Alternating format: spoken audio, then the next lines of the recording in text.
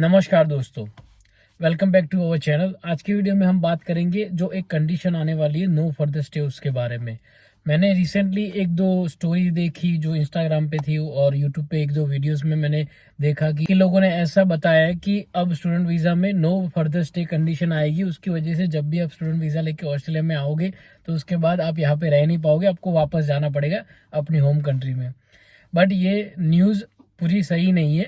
No further stay condition आ सकती है but student visa के लिए आ सकती है, ऐसा कंपलसरी नहीं है। और स्टूडेंट वीज़ा पे आने के चांसेस बहुत कम है नो फर्दर स्टे कंडीशन।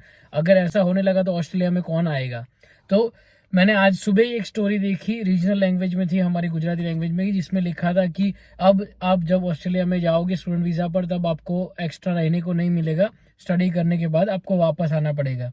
तो वो स्टोरी में बिग ब्रेकिंग न्यूज़ करके लिखा था, बट वो बिग ब्रेकिंग न्यूज़ गलत है।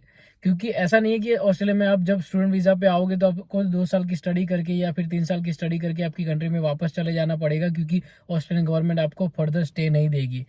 वो सिर्फ उन वीज़ा होल्डर्स के लिए है जो यहाँ पे आने के बाद अपना वीज़ा कन्वर्ट करवा देते थे कोई और वीज़ा में।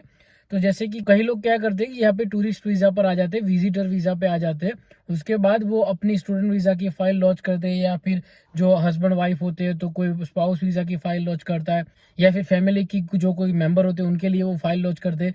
तो उसकी वजह से क्या होता है कि वो यहाँ पे ब्रीजिंग वीज़ा पे रह सकते हैं। तो वो यहाँ पे विजिटर वीज़ा पे आ गए, उनका 3 महीने का शायद या 6 महीने का वीज़ा होगा। जब वीज़ा ख़त्म होने को आएगा तो वो दूसरा वीज़ा अप्लाई कर देते, तो उसकी वजह से वो यहाँ पे ऑस्ट्रेलिया में लंबा रह पाते हैं, या फिर उनका वीज़ा कन्वर्ट हो जाता है कई और वीज़ा में, जैसे वर्क वीज़ा में या फिर स्टूडेंट वीज़ा में। तो उसकी वजह से गवर्नमेंट अभी ये रूल लाने वाली है कि आपका जो जब भी विजिटर वीज़ा या टूरिस्ट वीज़ा आएगा तब आपके वीज़ा में कंडीशन होगी नो फर्दर स्टे। उसका मतलब है कि जब भी आपका टूरिस्ट वीज़ा खत्म होगा तब आपको अपनी कंट्री में वापस जाना पड़ेगा। फिर आपको अगर स्टूडेंट वीज़ा अप्लाई करना है तो अपनी कंट्री से करना पड़ेगा, आप यहाँ से नहीं कर सकते हो। बस ये इतना सा रूल है। और कई सारे और वीज़ा है जिसमें भी आपको ये कंडीशन मिल सकती है। स्टूडेंट वीज़ा में भी ये कंडीशन आपको मिल सकती है नो फर्दर स्टे वाली, बट वो तब ही मिलेगी जब आपने यहाँ पे ऑस्ट्रेलिया में ऑलरेडी कई बार आ चुके हो, या फिर आपने कोई भी वीज़ा की जो कंडीशन होती है वो कंप्लाई नहीं की है, उस टाइम पे आपको ये कंडीशन मिल सकती है कि नो फर्दर स्टे, मतलब आपके वीज़ा में लिखा आएगा। तो जब भी आपको कोई भी वीज़ा ऑस्ट्रेलिया में ग्रांट होता है तो उसमें इसके नीचे लिखा होता है अलग अलग कंडीशंस। वो कंडीशंस में लिखा भी होता है कि ये कंडीशन किस चीज़ के लिए है। तो उसमें से एक कंडीशन ये भी हो सकती है नो फर्दर स्टे।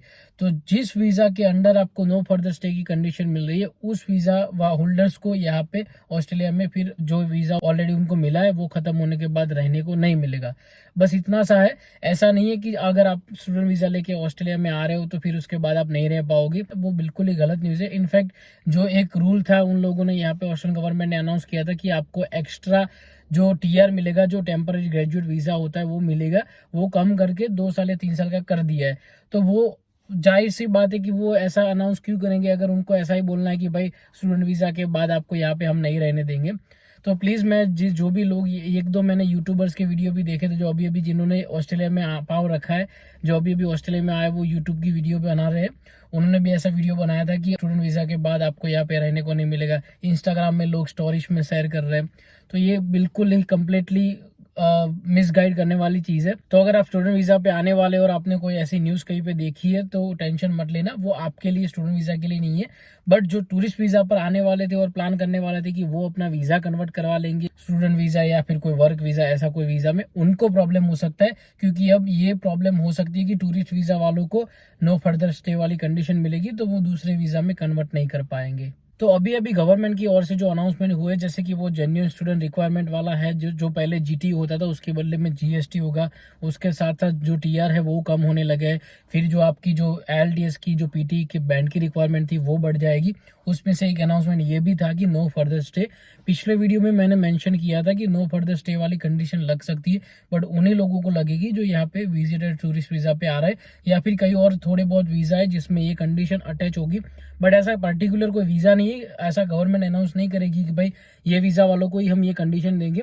बाकी तो क्या होता है, जब भी आप यहाँ पे स्टूडेंट वीजा लेके आते हो उसके बाद आपको टीआर अप्लाई करने का चांस होता है। उसकी अलग कंडीशन है कि यहाँ पे आपको जो कोर्स की क्रेडिट होती है वो मीट करनी पड़ती है। आपको यहाँ पे इन बिटवीन 6 मंथ, जैसे आपका स्टडी खत्म हो उसके 6 महीने के अंदर आपको टीआर अप्लाई कर देना पड़ेगा, जो टेम्पररी ग्रेजुएट वीजा है वो। तो ये कंडीशन उसकी अलग से आपको कंप्लाई करनी पड़ेगी टेम्पररी ग्रेजुएट वीजा अप्लाई करने के लिए। बट वो सिंपल सी है, आपको स्टडी करनी पड़ेगी 2 साल, जो कुछ वीक्स होते हैं 2 साल के, वो वीक्स आपको स्टडी करनी पड़ेगी उतने वीक्स। उसके बाद ही आपको टेम्पररी ग्रेजुएट वीजा जो टीआर हम बोलते हैं वो मिल सकता है। तो वो उसकी अलग कंडीशन है। उसकी वजह से आपको ऐसा नहीं होगा कि आपको स्टूडेंट वीजा खत्म करने के बाद आपको अपनी कंट्री में वापस जाना पड़ेगा। यहाँ पे आपको आराम से कोई और वीजा मिल सकता है। इनफैक्ट अगर आपको पीआर अप्लाई करना है तो पीआर भी अप्लाई कर सकते हो अगर आप एलिजिबल हो रहे हो तो। क्योंकि क्या होता है कि हमारा माइंडसेट होता है कि हम जब भी यहाँ पे ऑस्ट्रेलिया में आएंगे तो 2 साल की स्टडी करेंगे, उसके बाद टीआर लेंगे, उसी टाइम पे हम पीआर के लिए एलिजिबल हो सकते हैं। ऐसा नहीं होता है। आप यहाँ पे जब भी आते हो तो अगर आपकी एलिजिबिलिटी हो जाती है तो आप स्टूडेंट वीजा पर होते हो, तब भी आप पीआर के लिए अप्लाई कर सकते हो। तो बिल्कुल आप पीआर के लिए भी अप्लाई कर सकते हो, टीआर के लिए अप्लाई कर सकते हो स्टूडेंट वीजा के बाद।